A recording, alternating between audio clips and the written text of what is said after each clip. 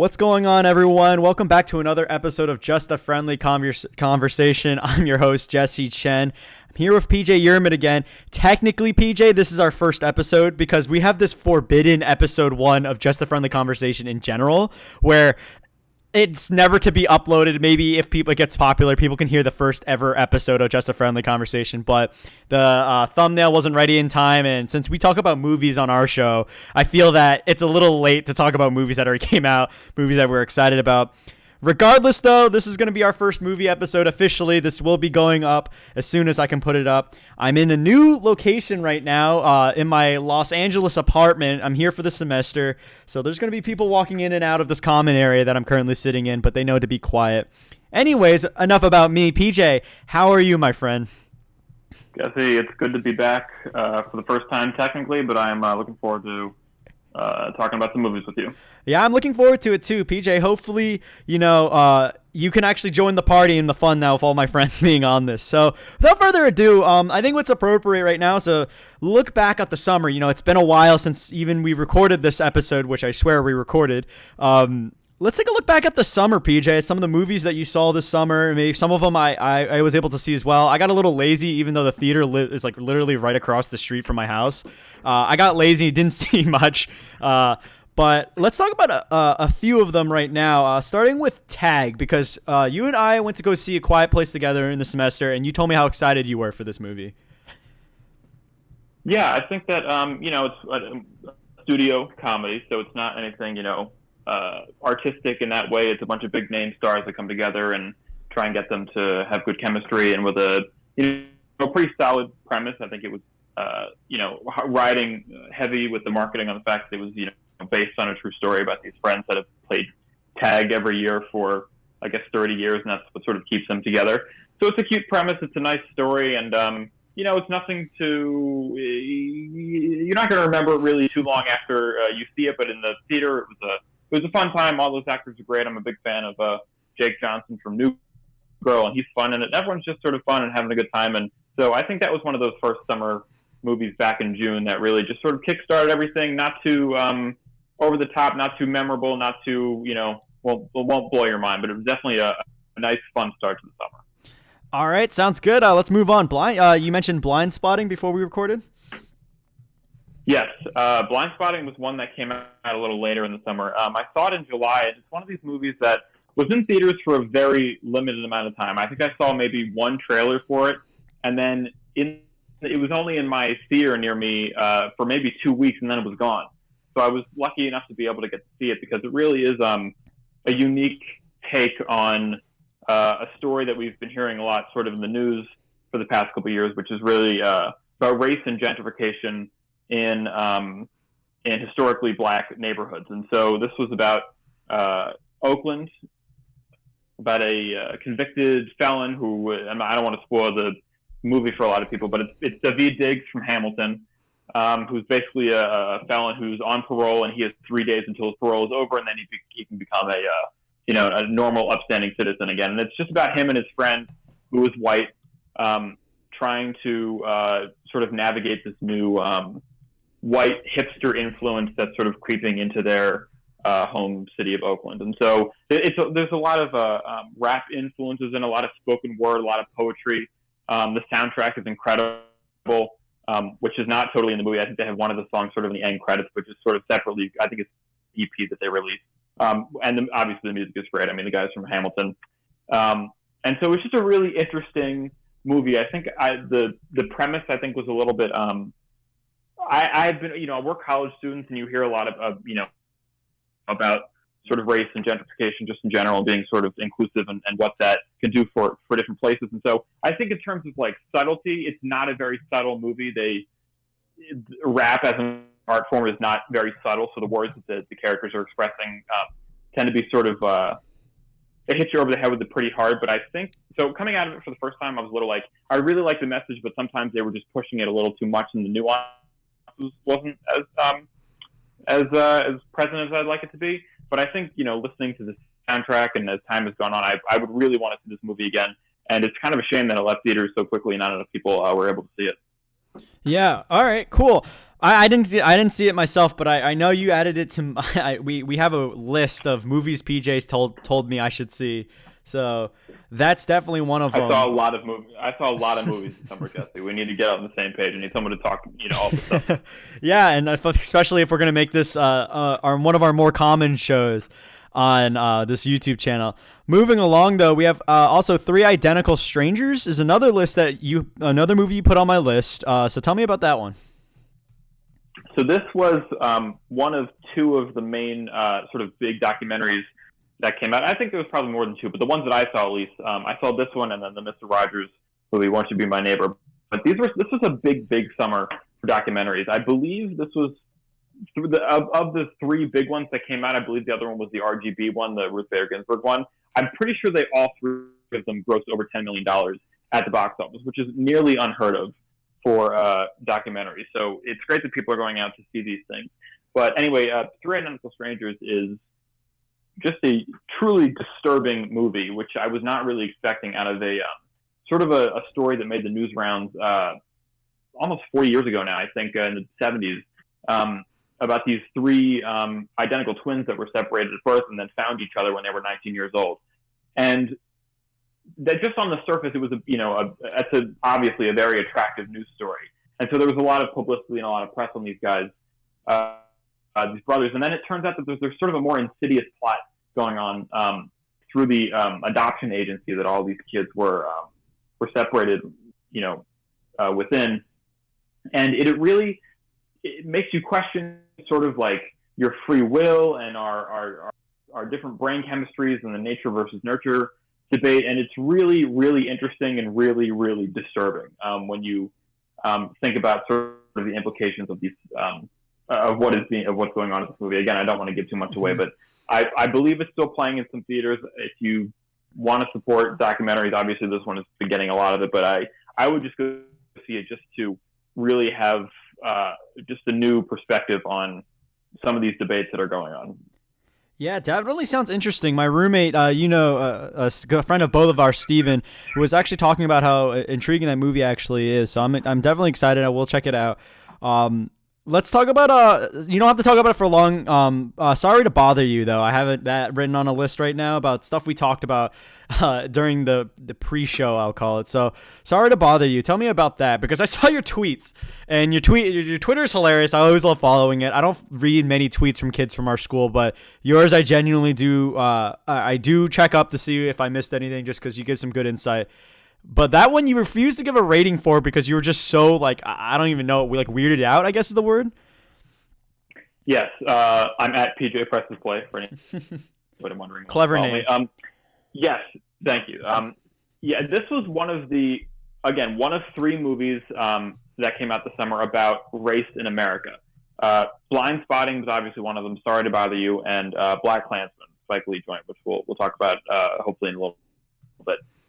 So Sorry to Bother You was genuinely the weirdest movie I've ever seen in my life.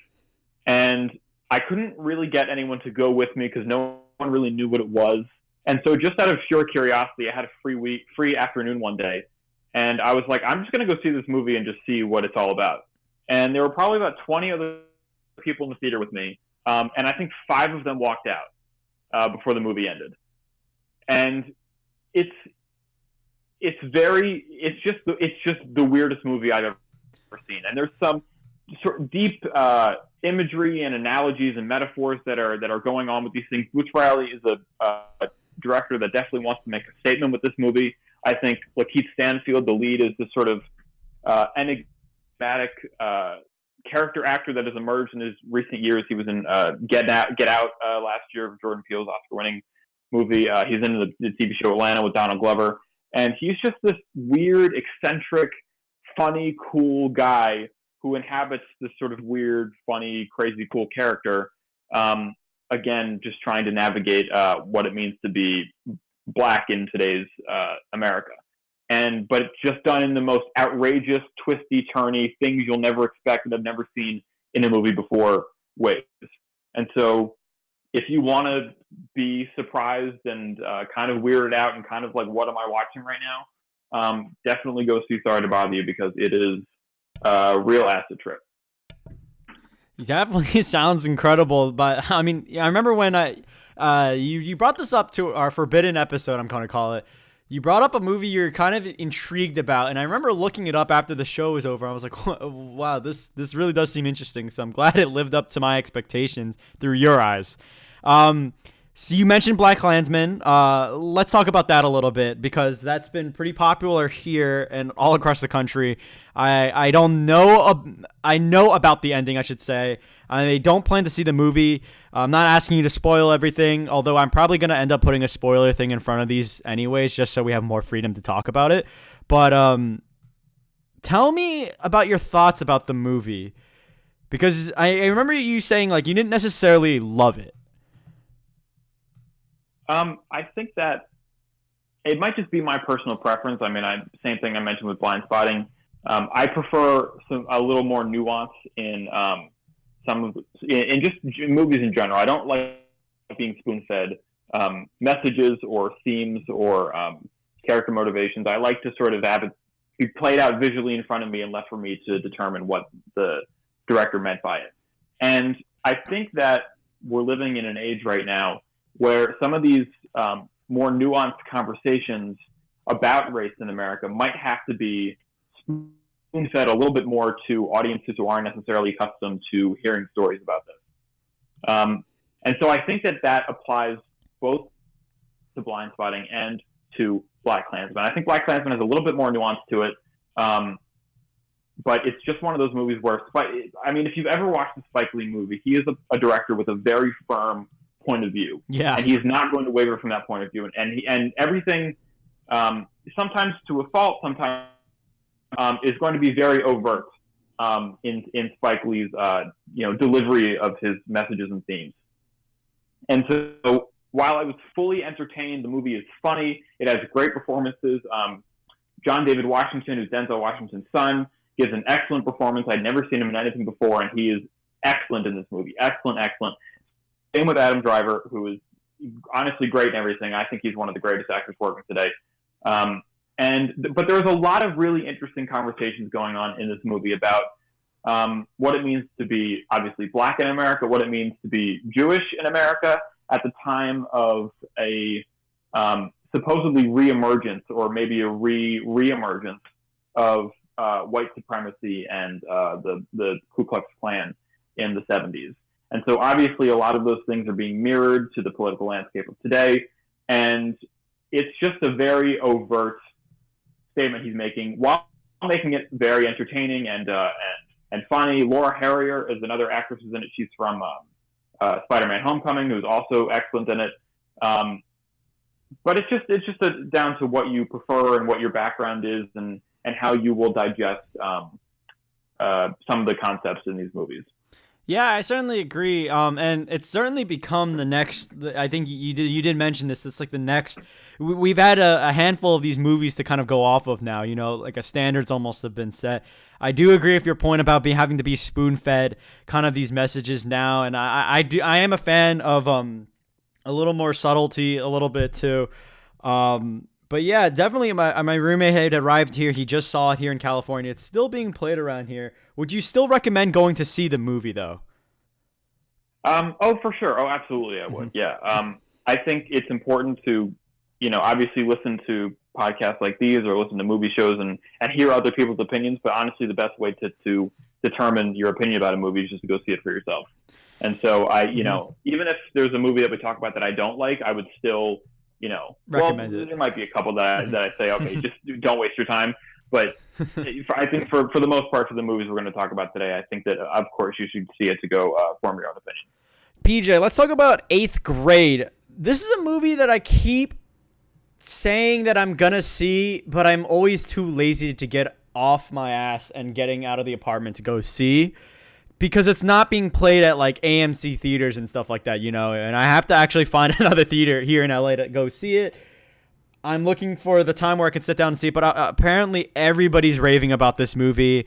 So PJ, let's talk about this as our final summer recap movie. I'm really glad that we're talking about this because yes, I did have to go see it in the independent theater that was near me. I actually got to see it a week before it went into wide release, which was a privilege because this movie is, I think, my favorite of the year so far. Wow. I think, yes, I think Bo Burnham, who is mostly known for his comedy, and I was a big fan of his before seeing this movie, and I think we actually talked about this a little bit in our long lost episode. That his comedy is very cynical. It's very intelligent person for his age. I believe he's only 27 years old. Very smart, very witty, obviously. Has very specific worldviews, specifically in terms of the entertainment world and the industry, and sort of just breaking down the apparatus of entertainment and what it means to be famous. And that's a lot of things that he jokes about in his comedy. But he is a really profound person, and I think is really interested in learning about and expressing the human condition without sort of the sort of nonsense and the industry Hollywood stuff that sort of can surround all of that. And I think that is distilled down perfectly to this 13-year-old eighth grade girl named Kayla, I believe, played just incredibly by Elsie Fisher, and I would not be surprised if she gets nominated for an Oscar for her performance because it is so subtle and nuanced and small and real. It's very raw and very real, and it's amazing when you watch a movie that just the acting and the moviness of it just melts away, and you are completely in the world of this eighth grade middle school experience, right? Exactly, and it is just I could honestly talk about it for a very long time. I know we have limited time on this thing, but just the camera work and the dialogue and the directing and it really just every minute of it, just the movie melted away, and I felt like, and I actually mentioned this in a tweet that I tweeted out about it. I felt like a 13-year-old eighth grade girl, and I've never been a 13-year-old eighth movie. Allows any person of any age or gender or race to feel like a 13-year-old girl, because that, in essence, is we're all sort of feeling the things that you feel when you're going through eighth grade. Those feelings are perpetual. It's sort of scary and cynical as that sounds, but it's a very human experience to go through. Is that sort of burgeoning adolescence and feeling like you don't fit in, like you don't belong, and not really knowing your place in the world. I think that those feelings carry with you, forever. It's just part of the human experience, and I think that Bo Burnham just does an excellent job of making the sort of the seemingly inadequate or just mundane things that an eighth grade girl goes through. Browsing through Facebook and not seeming pretty enough or whatever. Just all of those little minute things feel like they're universal, which is an incredible achievement, and it is a fantastic movie that I think everybody, like I say with all these movies, are really specifically with this one that everybody should see. Yeah, I will say this right now, and I haven't seen the movie yet, so I probably am not the best opinion, but I like what I see so far from the movie, and from what I've heard, it's no longer feeling like it's some Hollywood director that doesn't know what a teenager is trying to explain what it's like to be a teenager to people who do know what it's like. And for once, it feels realistic. It feels real, like, what middle school is all about. Because there have been plenty of attempts in Hollywood to, like, shove out these, like movies that are about, like, what high school's like, what middle school's like, but they don't nail it on the head, It's like what adults think we went through. And it's right, exactly. It's definitely, it's not written from the perspective of an older person trying to, like, recapture their youth and thinking about how kids would sound today, but from their own head. It really feels like there is no script. There is no, this is how an eighth grade girl in 2018 talks and behaves and feels. And I think that's the key right there. A kid in 2018, it's not even us. But really appreciate that. You're making me really psyched to go see that movie.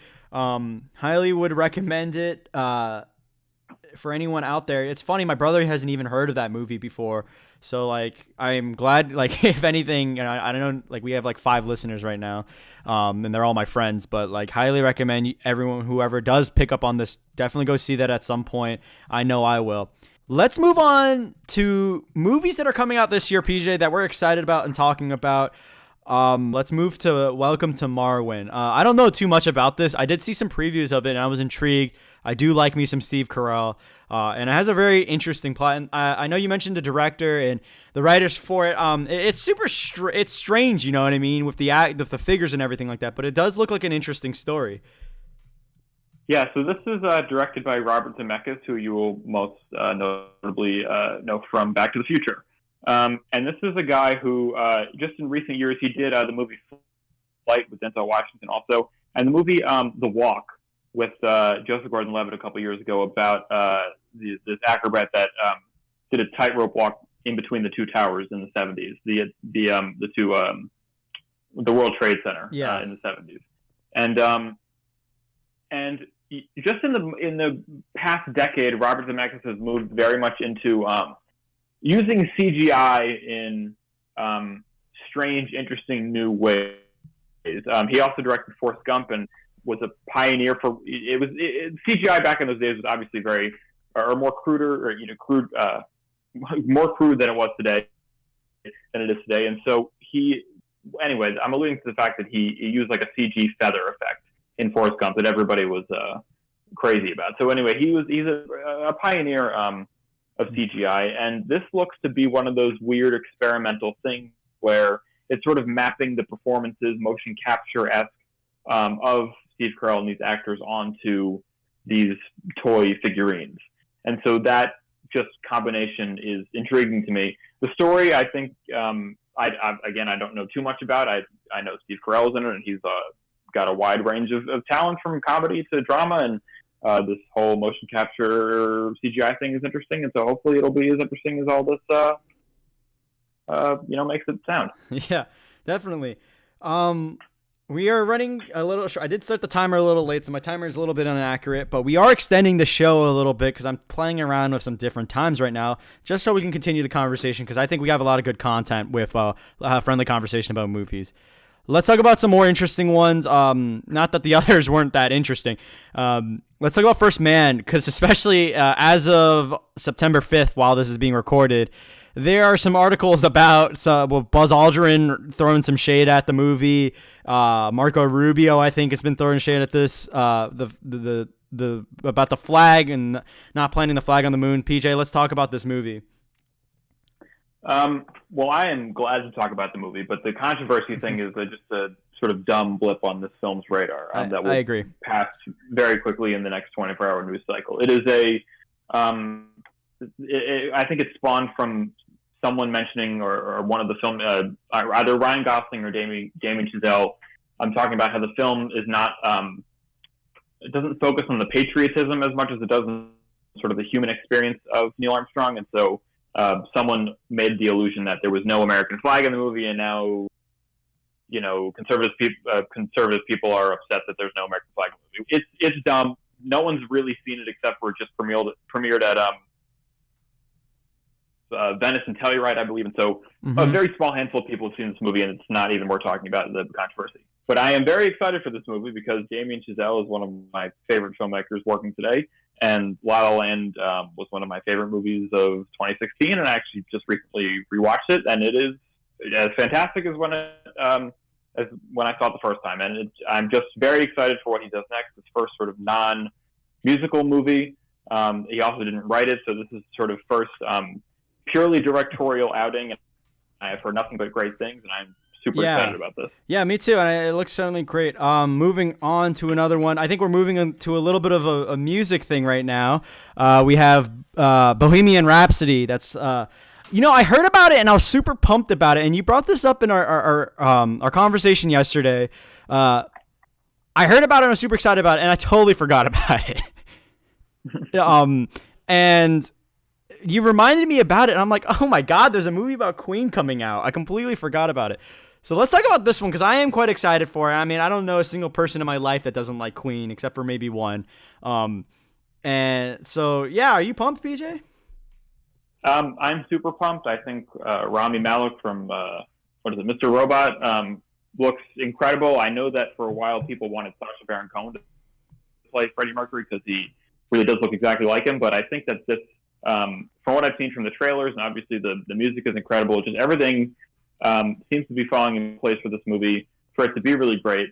The one thing that didn't fall into place was obviously, I think we talked about this a little bit, was the director, Bryan Singer of X-Men fame, was fired from this movie about 3 weeks before principal photography wrapped up. So it's going to be interesting to see. I'm not exactly sure who took over editorial duties.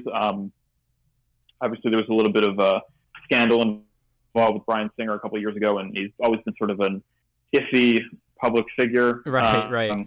There's just whatever. There's a little bit of clout around him that is not this aura that has not been great. I'm sort of following him for a while, but hopefully the movie can overcome that, and looks really intriguing. So I'm excited for that too. Yeah, and on the topic of music, like I said, the next one, A Star Is Born, looks awesome. Lots of Lady Gaga fans in my life right now. So let's talk about that one a little bit, PJ. I can tell you that my mom is the most excited for a movie she's been for a long time. She is so stoked about this movie. She is, I guess, a big fan of the 76 version, whatever, the 70s version with Chris Christopherson and Barbra Streisand. Right.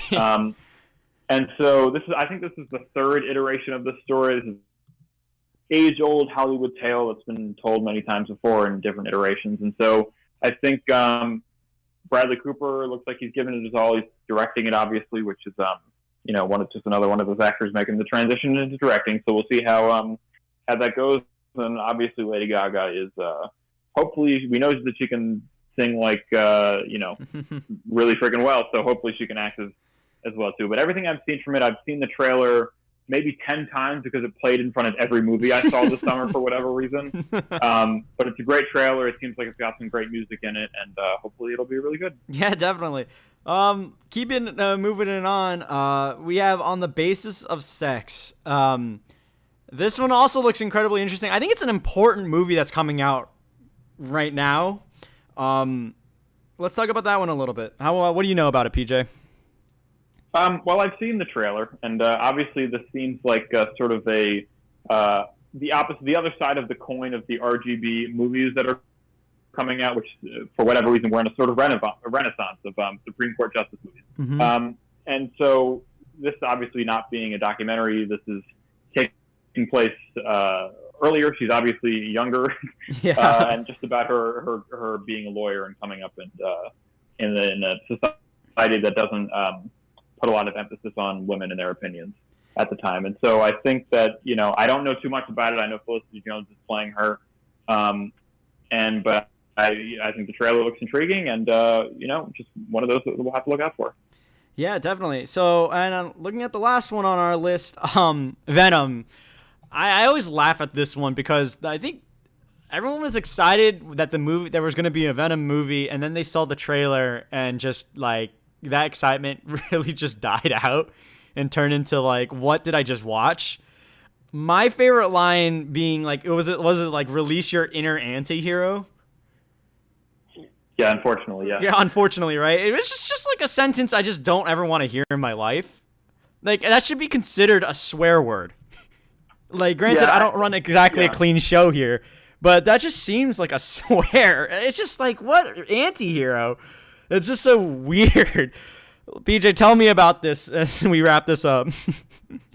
I think that hopefully that this sort of anti-hero tagline has to do more with the Sony marketing machine just not knowing how to market films. They're just not very good at pacing their trailers out or not giving away plot points or major beats in the movie in the trailers. Obviously, that's evident from their last Spider-Man universe solo thing, which was The Amazing Spider-Man 2. But look, I think Tom Hardy is definitely better than Topher Grace. I think the Venom suit looks interesting, cooler, more closer to the comics than maybe Spider-Man 3 version had it. I like this sort of dual, like the suit is sort of talking to Eddie, and sort of the symbiote is being the we and not the I, sort of that idea for that in the comics. And so we'll see.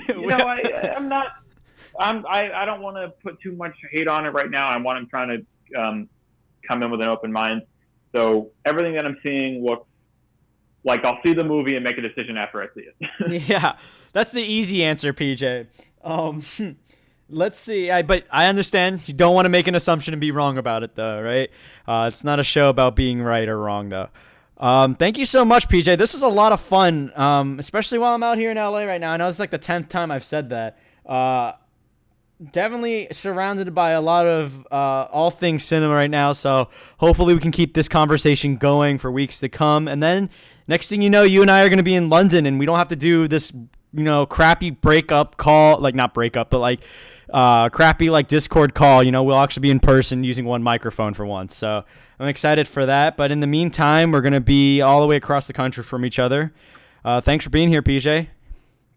Anytime, man. This was a lot of fun. Thanks.